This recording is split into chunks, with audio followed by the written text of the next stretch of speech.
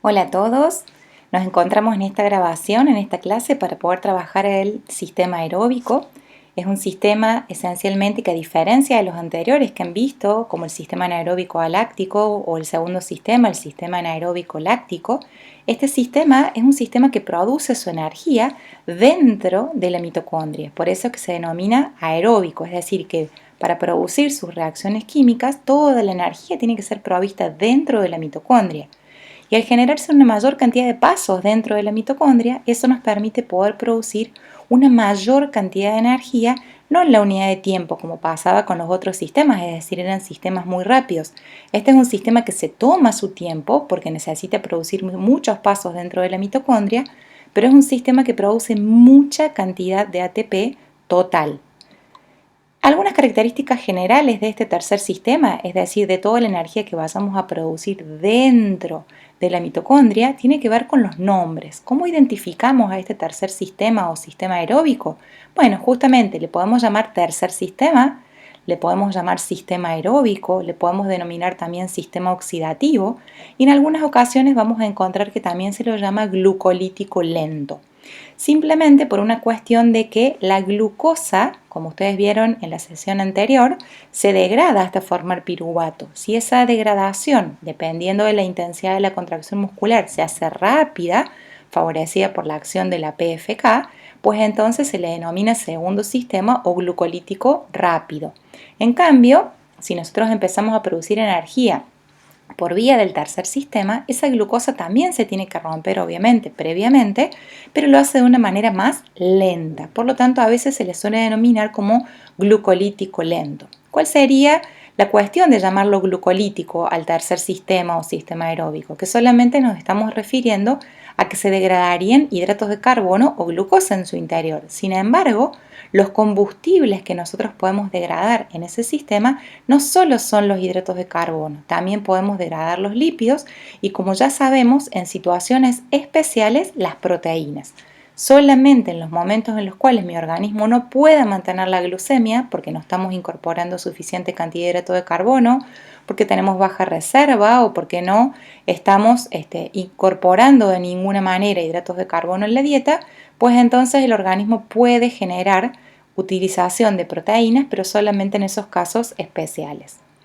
¿Qué ocurre con el sitio de utilización? A diferencia de los otros dos sistemas que trabajaban en el citoplasma de la célula, por eso los dos se llamaban anaeróbicos, uno aláctico y el otro láctico, todo el sitio de utilización se va a dar en la mitocondria, ¿sí? O sea, la mitocondria va a ser el lugar en el cual yo voy a degradar estos hidratos de carbono, estos lípidos y estas proteínas, o en realidad voy a oxidar, ¿sí? Por eso le llamamos sistema oxidativo, estos hidratos de carbono, lípidos y proteínas en casos especiales.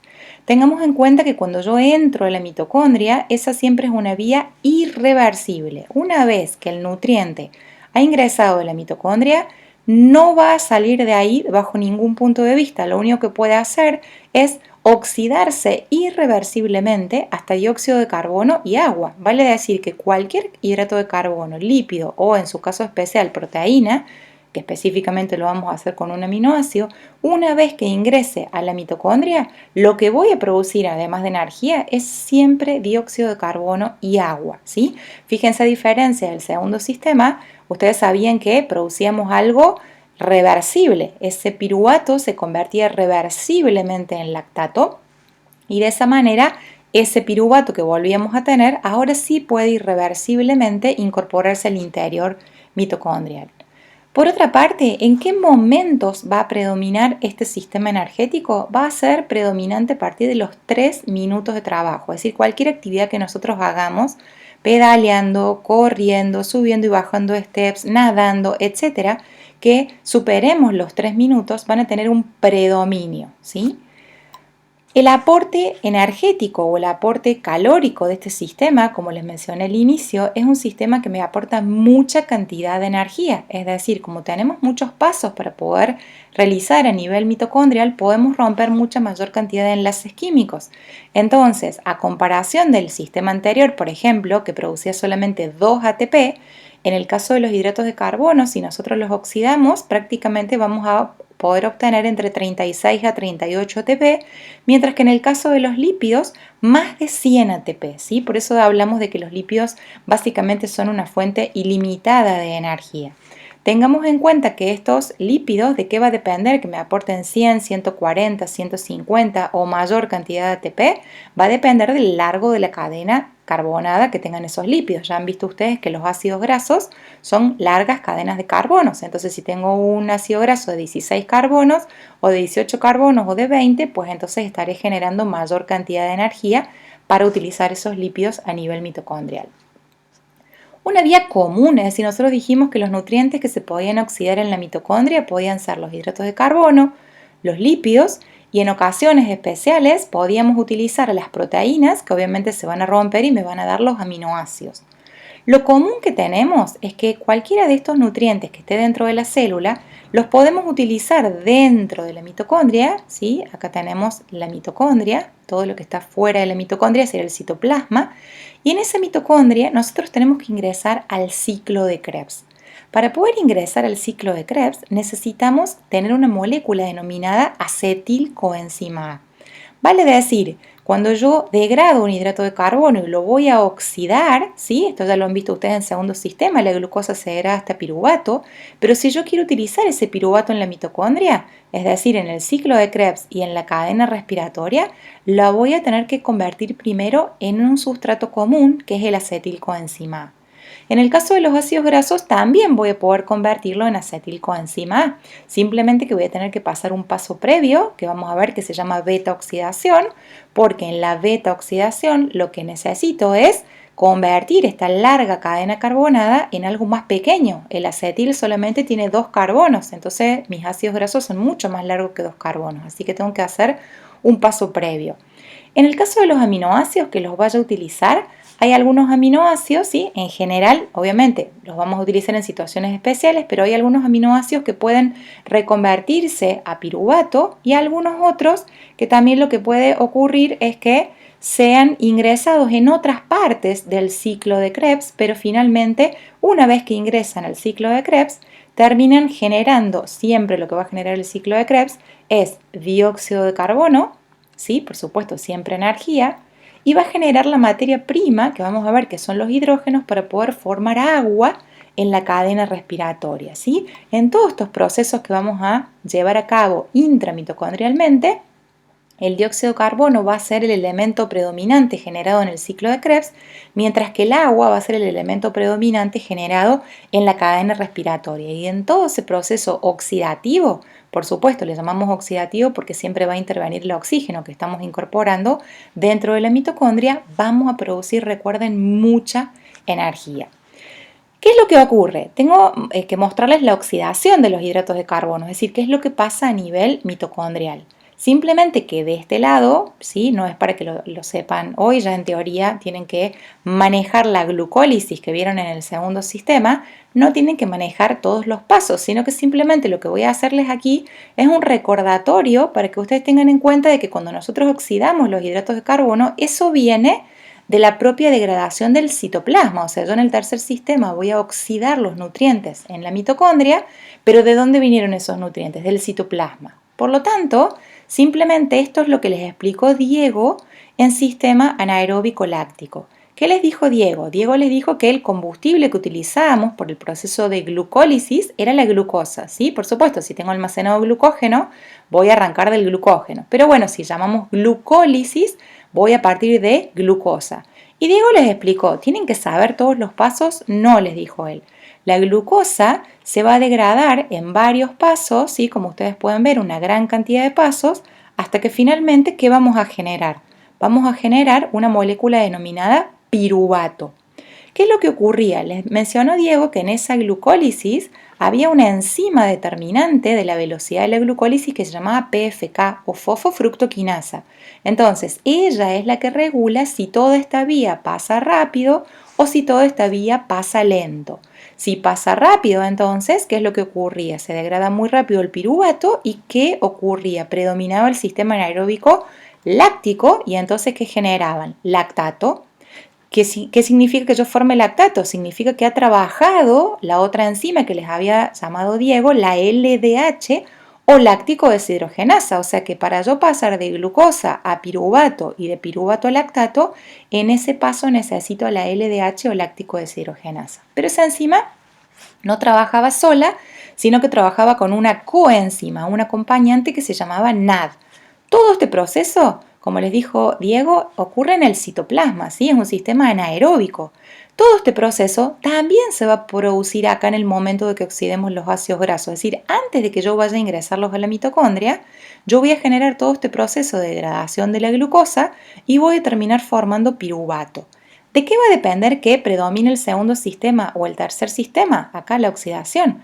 Va a depender de la intensidad de la contracción muscular. Entonces, si la intensidad es baja, ¿cómo va a trabajar la PFK? Va a trabajar lento, pues entonces voy a producir glucosa lento y ese piruvato, en lugar de transformarse en lactato, ahora va a pasar a la vía oxidativa. Ahora, si estoy haciendo un esfuerzo muy intenso, 20, 30, 40 segundos, va a predominar la vía del sistema anaeróbico láctico. Entonces ese piruvato se va a transformar en lactato. ¿Por qué vuelvo a mostrar la imagen? Para que tengan en mente de que la glucosa se sigue rompiendo exactamente igual en el citoplasma hasta piruvato, pero quiero que tengan en mente que en uno de esos pasos de la glucólisis se produce la liberación de hidrógeno, ¿sí? Y ese hidrógeno obviamente es la que lo va a transportar el NAD.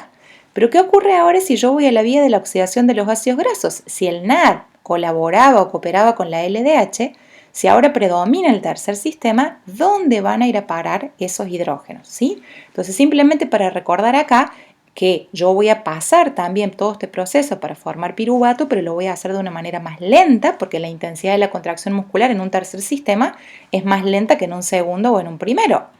Entonces, me voy a concentrar ahora de este lado, en la oxidación de los hidratos de carbono, ya sabiendo que se produce la glucólisis, ¿sí? Se rompe la glucosa en todos los pasos que mencionamos recién y que ya los vieron con Diego, hasta generar piruvato. Toda esta degradación de la glucosa, la glucólisis, está ocurriendo acá en el citoplasma. Pero lo que yo necesito ahora es ingresar, atravesar la membrana mitocondrial para poder ingresar a esa mitocondria. ¿Qué es lo que ocurre? El piruvato es una molécula que tiene 3 carbonos, ¿sí? Y yo para ingresar habíamos dicho que necesitaba formar un sustrato común que se llamaba acetil coenzima A. Acetil es una molécula que tiene 2 carbonos. Entonces, si el piruvato tiene 3 y yo necesito formar una molécula de 2, lo que voy a hacer es sacarle un carbono. Entonces, ¿qué le va a pasar a ese piruvato? Acá tenemos la enzima necesaria para que el piruvato se transforme en la molécula que yo necesito. Esta enzima que se llama PDH o piruvato deshidrogenasa, acuérdense que la que habíamos visto acá abajo, que ahora está tapada y no la vemos, era la LDH. La LDH permitía que el piruvato se transforme en lactato. Ahora la PDH es la que va a permitir que el piruvato se transforme en acetilcoenzima A. ¿Qué significa eso? ¿Qué va a hacer la PDH? Va a liberar una molécula de carbono y oxígeno, ¿sí?, del piruvato. Ese proceso, que acá se los marqué con un asterisco, se llama descarboxilación. Como estamos oxidando, es una descarboxilación oxidativa de esa molécula que se llama piruvato. Entonces, ¿qué hice con ese piruvato? Le saqué un carbono. Entonces ahora me va a quedar una molécula de 2 carbonos, me va a quedar un acetil. Pero para que pueda ingresar a ese ciclo de Krebs, esa PDH, además de facilitarle la salida de dióxido de carbono o descarboxilación a ese piruvato, lo va a unir, lo va a activar con una coenzima. Por lo tanto, la molécula que yo voy a terminar formando para ingresar al ciclo de Krebs se va a llamar acetilcoenzima A. ¿Qué era antes? Piruvato. Le saqué un carbono, ahora de 3 paso a 2 carbonos. Eso significa acetil, 2 carbonos, ¿sí? Lo voy a activar a esa molécula acompañándolo con una coenzima que se llama coenzima A, y ahora sí, como ya hemos visto en esa vía común, el acetilcoenzima A está listo para poder ingresar al ciclo de Krebs y generar dióxido de carbono, por supuesto de más energía, y además luego generar, vamos a ver intermediariamente, hidrógenos en ese ciclo de Krebs para que pueda formarse en la cadena respiratoria agua. ¿Sí? Ya sabemos que el oxígeno va a ingresar a esa mitocondria y en la cadena respiratoria va a poder formar agua. Y además, por supuesto, energía. Tengan en cuenta que nosotros repasamos recién en esta gráfica que ahora está tapada, que cuando la glucosa se rompía, ¿qué se generaba en uno de los pasos? Se liberaba hidrógeno. En ese caso, cuando hablábamos del segundo sistema, esos hidrógenos eran tomados por la coenzima NAD y se los daba a la LDH para formar lactato, pero si ahora estamos priorizando el tercer sistema porque estamos haciendo una actividad más allá de los 3 minutos, ¿qué es lo que va a ocurrir? Ese NAD lo que va a hacer es entregar esos hidrógenos a la mitocondria para que conjuntamente con los hidrógenos liberados en el ciclo de Krebs yo pueda terminar formando agua finalmente en la cadena respiratoria. Por lo pronto, entonces, tenemos que tener en cuenta, en la oxidación de los hidratos de carbono yo parto de glucosa y tengo que llegar a acetilcoenzima A, ¿sí? Luego, ¿qué va a pasar? Mi idea común central, ¿cuál es? Tengo que tener en cuenta que voy a ingresar el dióxido de carbono para ingresar el ciclo de Krebs voy a obtener dióxido de carbono y en la cadena respiratoria agua. Ocurre que hay tantos pasos en el ciclo de Krebs y en la cadena respiratoria que en todos esos pasos se va produciendo mucha energía. Por eso vamos a ver que este sistema oxidativo es un sistema que produce mucha cantidad de ATP. Este gráfico que les voy a mostrar ahora, que si seguimos con la oxidación de los hidratos de carbono, es para que tengan en cuenta la cantidad de pasos que pasan dentro de la mitocondria. Por eso es un sistema muy lento. Si yo lo comparo con el segundo sistema que pasaba, la glucosa se degradaba en varios pasos, que ya era lento, y me generaba piruvato, pero yo del piruvato al lactato tenía un solo paso. Miren todos los pasos que tenemos ahora. Ese piruvato se descarboxilaba por acción de la PDH y yo tenía acetilcoenzima. ¿Cómo vamos a generar en el ciclo de Krebs y la cadena respiratoria ese dióxido de carbono y agua? Voy a entrar al ciclo de Krebs, pero quiero que tengan en cuenta lo siguiente. Lo mismo que en la glucólisis, no se tienen que saber todos los pasos.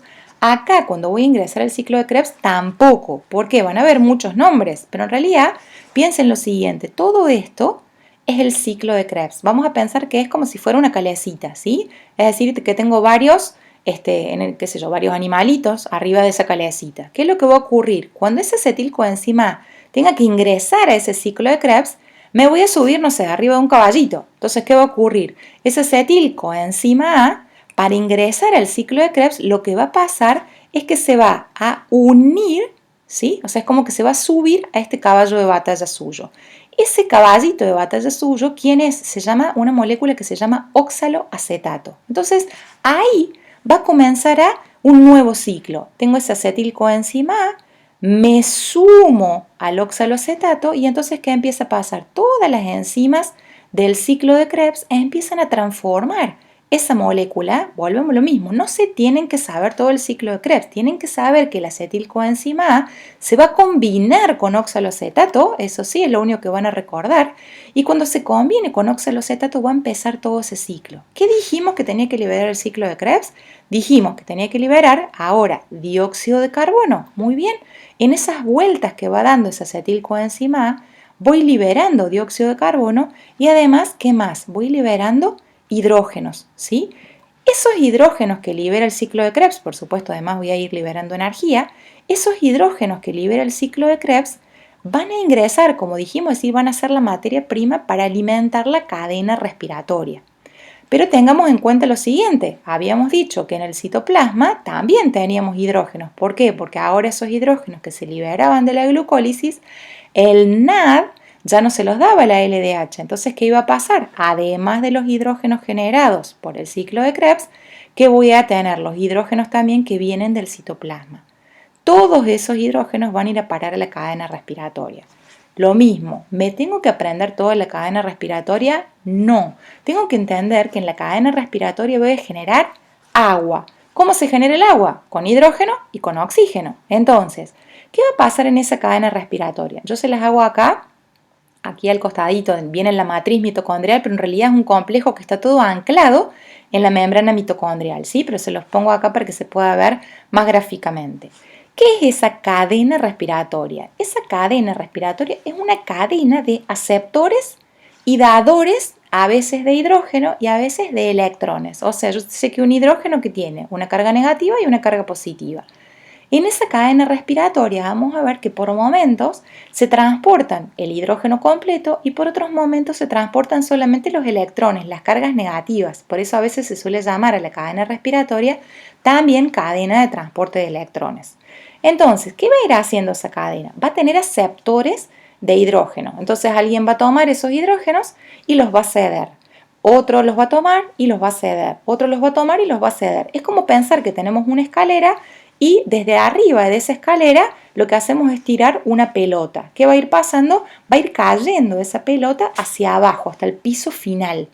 Ese piso final, que eso es lo que va a pasar acá en la cadena respiratoria, fíjense, es como si fuera una escalera, ¿sí? Pendiente abajo. Entonces, ¿qué va a haber en cada uno de esos eslabones o escalones? Lo que va a haber es un aceptor de hidrógeno. Fíjense que acá también tenemos un aceptor que se llama NAD. Es el mismo aceptor que tenemos en el citoplasma. El nombre y la molécula es la misma, pero no es el mismo NAD. Es decir, tenemos NAD en el citoplasma y tenemos NAD en la mitocondria. Entonces, cuando estoy en el citoplasma, los hidrógenos que se liberan en el citoplasma los toma el NAD citoplasmático. Pero cuando estoy en la mitocondria, ¿sí? Como el NAD no puede difundir por la membrana, tenemos NAD mitocondrial. ¿Qué hace ese NAD? Toma esos hidrógenos y también se los puede dar a una molécula llamada FAD. O sea, ¿qué son el NAD, el FAD y otras moléculas que hay? No importa los nombres, citocromos, coenzimas.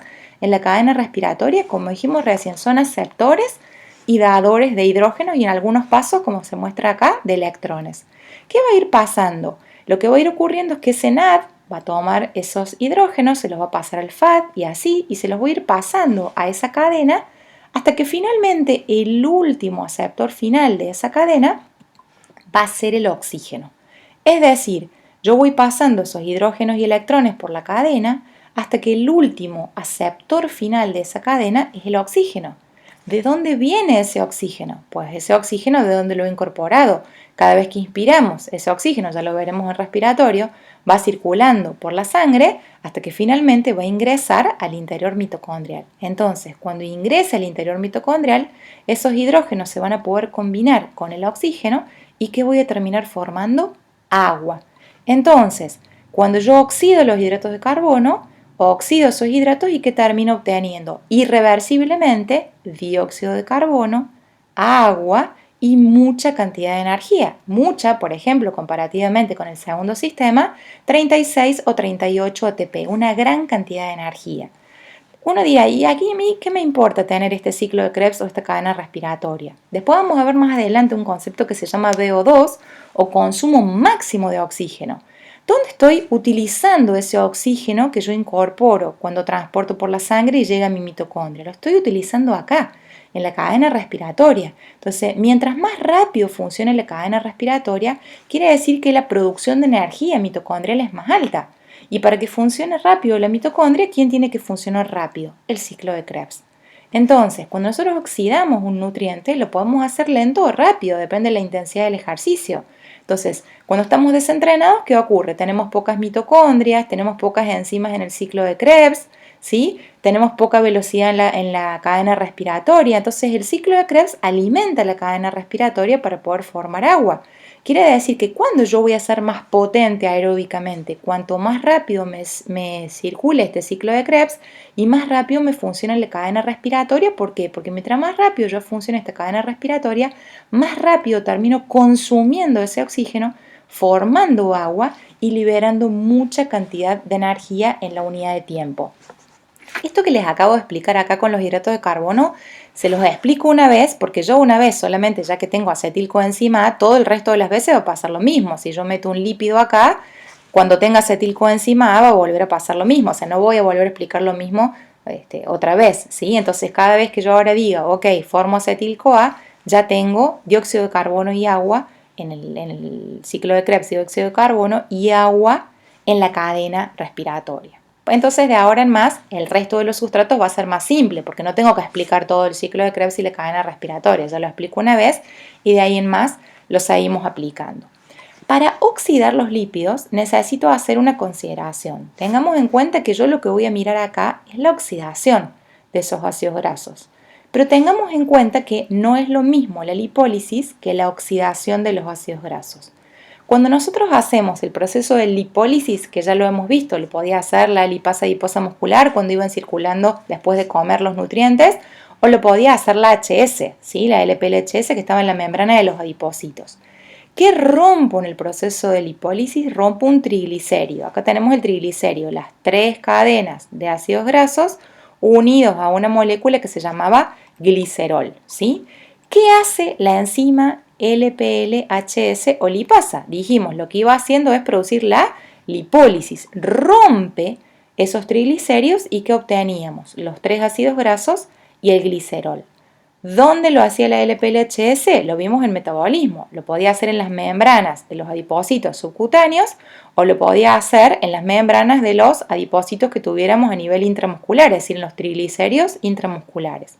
Entonces, para que yo pueda oxidar un ácido graso, ¿qué le tengo que haber hecho antes? El proceso de lipólisis, ¿sí? O sea, para que yo oxide y tenga este ácido graso, necesito haberle hecho la lipólisis antes. Pero no que yo haga lipólisis significa necesariamente que yo voy a oxidar. Lipólisis es solo romper. Oxidar va a depender de la intensidad del ejercicio que yo esté llevando. No cualquier ejercicio oxida lípidos, ¿sí? Eso ya lo vamos a ir viendo a medida que avancemos. Entonces, ¿qué ocurre? ¿Yo qué tengo acá? Tengo los ácidos grasos y el glicerol. ¿El glicerol lo voy a oxidar en la mitocondria? No. Ya sabemos nosotros que el glicerol siempre se va al hígado y ahí los utilizo para formar glucosa, el proceso de neoglucogénesis. En cambio, los ácidos grasos, sí. Estos ácidos grasos van a ingresar al interior mitocondrial y como ya sabemos que todo lo que ingresa a la mitocondria es irreversible, ¿qué voy a estar generando? Siempre dióxido de carbono, agua y energía, ¿sí? Entonces, esto es lo que les decía. Otra vez no les voy a volver a explicar cómo se produce el dióxido de carbono y el agua porque ya se los expliqué en la diapositiva anterior. Eso siempre va a ser común. El ciclo de Krebs va a funcionar siempre igual y la cadena respiratoria siempre igual. Siempre voy a formar lo mismo. Entonces, el proceso de la oxidación de los lípidos, ¿qué ocurre? ¿Qué obtuve yo de la lipólisis? Obtuve los ácidos grasos. Entonces, esos ácidos grasos tengan en cuenta que son moléculas largas. Son largas moléculas de carbonos. ¿Qué ocurre? Ese ácido graso, ¿dónde lo tengo yo? Hice la lipólisis, ingresa a la célula, ¿sí? Lo tengo en el citoplasma. ¿Dónde tengo que ir yo para oxidar? A la mitocondria. Por lo tanto, no puede ingresar a la mitocondria como un ácido graso de esta manera, una larga cadena de ácidos grasos. Otra vez, ¿se acuerdan cuando hicimos con el piruvato que también lo activamos y le agregamos coenzima A? Bien, ese ácido graso lo voy a unir con coenzima A y voy a formar una molécula que se llama acilcoenzima A. ¿Qué ocurre? Ese acilcoenzima A ahora va a ingresar a la mitocondria. Solamente le agregué la coenzima A para que ahora lo puedan reconocer las enzimas y los transportadores. Fíjense que ojo acá, esto no es acetil, porque acetil dijimos que eran 2 carbonos y yo tengo un ácido graso que es larga cadena de carbonos. Entonces, lo que formo es una molécula que se llama acilcoenzima A. O sea, ¿qué es el acilcoenzima A? Es un ácido graso activado con coenzima, pero tiene muchísima cantidad de carbonos. ¿Qué ocurre? Acá necesito un transportador mitocondrial que se va a llamar carnitina. ¿La carnitina qué función va a tener? La función que va a tener es el transporte de ese acilcoenzima A desde el citoplasma hacia el interior mitocondrial. Es como un puente, ¿sí? O sea, la carnitina lo que hace es transportar al acilcoenzima A dentro de la mitocondria. Y ya lo tengo. Pero ¿qué es lo que ocurre? ¿Cuál es la vía final que dijimos que tengo que llevar para ingresar al ciclo de Krebs? Necesito llegar a acetilcoenzima A. Pero ¿cuál es la diferencia entre acil y acetil? Acetil dijimos que tiene 2 carbonos y acil es una larga cadena de carbonos. Entonces, ¿cómo hago para pasar de una larga cadena de carbonos? Vamos a hacer de cuenta que tengo un ácido graso que tiene 16 carbonos, no voy a poder ingresar al ciclo de Krebs. Voy a tener que ingresar si tengo 2 carbonos. Entonces, ¿qué va a ocurrir acá? Va a ocurrir un proceso entre acil y acetil que se va a llamar beta-oxidación. ¿Qué voy a hacer en ese proceso llamado beta-oxidación? Voy a empezar a cortar una y otra vez, de manera repetida, estos acilcoenzima A en grupos de 2 carbonos para poder obtener acetil, ¿sí? Acá simplemente se los muestro en una representación. Fíjense acá, este es un ácido graso, ¿sí? Es un ácido graso que tiene 16 carbonos. ¿Puede entrar eso al ciclo de Krebs? No. Puede entrar una molécula que tenga 2 acetilcoenzima A. Entonces, ¿qué va a ocurrir? El proceso de beta-oxidación implica el corte repetido en grupos de 2 carbonos, porque eso es lo que yo necesito, acetil, para poder generar el ingreso posteriormente al ciclo de Krebs. Entonces, ¿qué va a ocurrir? En la beta oxidación yo corto la molécula. ¿Por qué se llama beta? Bueno, porque el carbono número 1 se llama alfa, el 2 se llama beta y lo corto ahí en beta. Ahora este se llama 1, este se llama 2, o sea, carbono alfa, carbono beta y ya lo corto en beta. Ahora este es alfa, es beta, lo corto en beta. Por eso se llama beta oxidación. Decimos que es el proceso por el cual cortamos repetidamente esa molécula en grupos de 2 carbonos. Por lo tanto, vamos a hacer de cuenta que acá, como les dije, tengo un ácido graso que tiene 16 carbonos. Si yo los corto en grupos de a 2, ¿cuántos acetilcoenzima ahora voy a tener? 8, ¿sí? Porque los corté en grupos de a 2. O sea, voy a obtener la mitad de los acetilcoenzima del número de carbonos que tenga la molécula. Por eso un ácido graso me da mucha energía. Porque en el caso del hidrato de carbono, cuando yo rompo la glucosa, obtengo, como la molécula se forma doble, 2 piruvatos y de esos 2 piruvatos 2 acetilcoenzima. Pero un ácido graso, cuando se oxida en el interior mitocondrial, obtengo mucha cantidad de acetil-CoA. ¿Cuántos obtengo? Y bueno, depende del largo de la cadena de carbono. Si tengo un ácido graso de 18, obtendré 9 acetil. O sea que voy a tener que pasar 9 veces esa molécula por el ciclo de Krebs. O sea, imagínense la cantidad de energía que voy a poder producir. La cuestión es que ese acil-CoA ingresó por acción de la carnitina, luego se cortó en grupos de 2 carbonos, proceso llamado beta-oxidación, y ya tengo mi sustancia lista llamada acetil-coenzima A. Como vimos los hidratos de carbono, es decir, vuelvo a tener acetil-CoA. ¿Qué es lo que le va a pasar ahora a ese acetil-CoA? Lo que ya vimos, no vamos a volver a repetir todo de nuevo. Voy a ingresar el ciclo de Krebs, que ¿qué producía ese ciclo de Krebs? Dióxido de carbono, y luego voy a pasar a la cadena respiratoria para poder terminar formando agua y muchísima cantidad de energía, ¿sí? Mucha mayor cantidad de energía, más de 100 ATP por la gran cantidad de acetil-CoA que voy a formar. Vale decir, imagínense que esto es lo que hablábamos de los sistemas energéticos. O sea, yo no voy a poder utilizar un esfuerzo intenso y corto utilizando un ácido graso, porque ¿qué le tengo que hacer al ácido graso? Primero le tengo que hacer la lipólisis, después lo tengo que activar, transformarlo en acil, ingresarlo a la mitocondria, hacerle la beta oxidación, luego todos los pasos del ciclo de Krebs y todos los pasos de la cadena respiratoria. Entonces, todos los procesos oxidativos, comparativamente con los otros sistemas, son sistemas lentos. Ahora bien, me producen mucha cantidad de energía. Por eso hablamos de que este sistema es un sistema que tiene mucha capacidad o mucha resistencia para poder degradar sus nutrientes. Tanto los hidratos de carbono como los lípidos van a ser los sustratos predominantes de este sistema. Es decir, el tercer sistema que va a utilizar predominantemente hidratos de carbono y lípidos.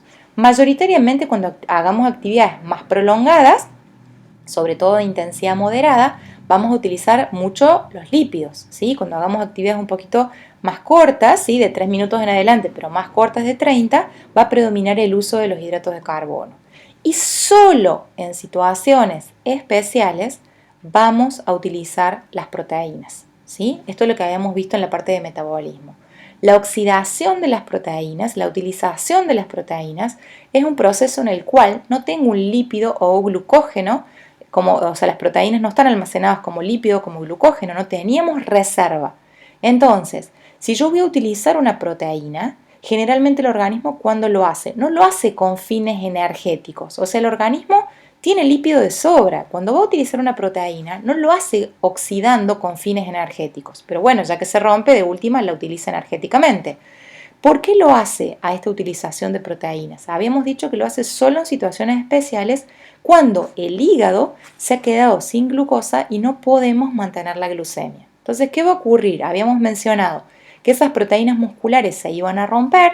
Obviamente, ¿cómo están constituidas esas proteínas? Por aminoácidos. Entonces, una parte, vamos a ver que estos aminoácidos se llevan al hígado para poder formar glucosa. Ya habíamos visto que esto se llamaba proceso de neoglucogénesis.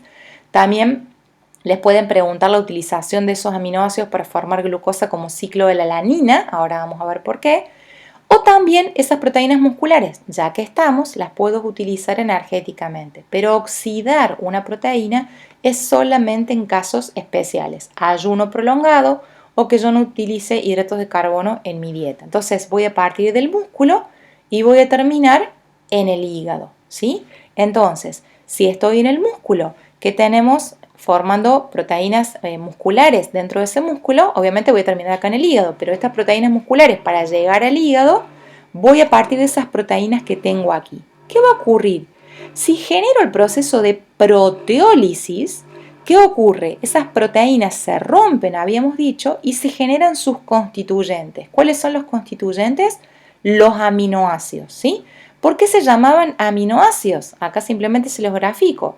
Aminoácidos, porque tiene una parte amina y toda la otra parte del esqueleto carbonado, ¿sí? Que tiene acá una función ácida. Todo este esqueleto ácido, ¿sí? Es lo que no es la función amina. Entonces, un aminoácido está constituido por una porción amina, que es este NH2, y por una parte ácida o todo el esqueleto ácido de la molécula. Esto es un aminoácido y eso es lo que diferencia cuando vieron con Diego, que les dijo que las proteínas estaban constituidas, o sea, por carbono, hidrógeno, oxígeno y nitrógeno. Acá tenemos el nitrógeno. Muy bien, esas proteínas se rompen, obtengo sus aminoácidos constituyentes y lo que va a ocurrir a nivel muscular es que esa proteína va a perder esa función amina, es decir, va a sufrir un proceso de este aminoácido que se va a llamar desaminación. ¿Qué es la desaminación? Simplemente sacarle la parte amina a ese aminoácido, la porción NH2. Pero yo ya sé que un aminoácido, ¿cómo está constituido? Por una porción amina y por toda la parte del esqueleto ácido, ¿sí? La desaminación implica justamente desdoblarle, sacarle la parte amina y quedarme con la parte ácida. Pero dijimos que cuando rompemos una proteína muscular, esos aminoácidos podían salir dos vías. Una es ir al hígado y la otra es oxidarse, ¿sí? Entonces, ¿qué parte va a cada lugar? Cuando estos aminoácidos se desaminan, me queda el esqueleto ácido y la parte amina. El esqueleto ácido es el que va a terminar ingresando al ciclo de Krebs para formar dióxido de carbono y a la cadena respiratoria para terminar formándose agua y energía. La cantidad de ATP que genera un aminoácido, dependiendo del aminoácido que es muy reducida. Entonces, energéticamente no usamos las proteínas porque ya sabemos que tenemos que degradar un tejido. Pero siempre recordemos que la oxidación de la proteína, la parte que se va a oxidar, es el esqueleto ácido. La parte amina, este NH2, no se oxida. Es como cuando rompíamos un triglicérido y obteníamos el ácido graso y el glicerol. El ácido graso era el que se oxidaba y el glicerol se iba al hígado. Bueno, acá es lo mismo. Este aminoácido, cuando se desamina, con esa parte amina, lo que va a ocurrir, no les voy a dar demasiado detalle acá, pero con esa parte amina, el organismo va a fabricar otro aminoácido, ¿sí? Un aminoácido que se va a llamar alanina. Si yo fabrico un aminoácido que se llama alanina, justamente que estoy fabricando un aminoácido y este aminoácido que va a ser no esencial. Es un aminoácido que fabrica el propio organismo. Entonces, ¿qué ocurre? Con esta parte amina fabrica el organismo otro aminoácido que se llama alanina. ¿Por qué fabrica ese aminoácido? Porque ese aminoácido puede salir hacia la sangre, dirigirse al hígado y eso es lo que buscábamos. En el hígado formar glucosa. Por eso a veces se le suele llamar ciclo de la alanina. Es la alanina que yo formo en el tejido muscular, la llevo por sangre hacia el hígado. ¿Qué va a pasar cuando yo llegue al hígado? Tengo la alanina ¿qué es? Es un aminoácido. Entonces, ese aminoácido ¿qué está constituido? Por una porción amina y por una porción ácida. ¿Cuál de esas es la que va a formar la glucosa? El esqueleto ácido. Con ese esqueleto voy a formar glucosa y ya sabemos que era el proceso de neoglucogénesis. La parte amina el organismo la desecha por la orina, ¿sí? O sea, la función amina la perdemos por la orina. O sea, por la orina perdemos todos los productos nitrogenados. La urea, el amoníaco, la creatinina, son todos productos nitrogenados. Por lo tanto, entonces, cuando esa alanina llega al hígado, ¿para qué llegó? Para formar glucosa. La parte amina no la necesitamos y la terminamos excretando por la orina. Por lo pronto, entonces, en síntesis, como hemos visto en esta presentación, todos los sustratos que yo utilice van a terminar ingresando al ciclo de Krebs y a la cadena respiratoria de manera irreversible. Entonces, en el caso de la glucosa, formaba piruvato, esto ocurría en el citoplasma. Después acá acuérdense que trabajaba la PDH para poder formar acetilcoenzima A. En el caso de los ácidos grasos, ¿qué ocurría? Activábamos esos ácidos grasos para que se transformaran en acetilcoenzima A, sufrían el proceso de beta oxidación por el cual yo los cortaba y entonces ¿qué obtenía? Acetilcoenzima. En el caso de los aminoácidos, algunos, por ejemplo, se pueden transformar en piruvato y otros pueden ingresar directamente al ciclo de Krebs. Cualquiera sea la vía, termino generando en el ciclo de Krebs dióxido de carbono, termino generando agua y, por supuesto, muchísima cantidad de energía. Entonces, ya con esto culminaríamos lo que significaría tercer sistema. Tengamos en cuenta entonces que el predominio en el uso de sustratos, como dijimos anteriormente, siempre es de los lípidos y de los hidratos de carbono y solo en situación especial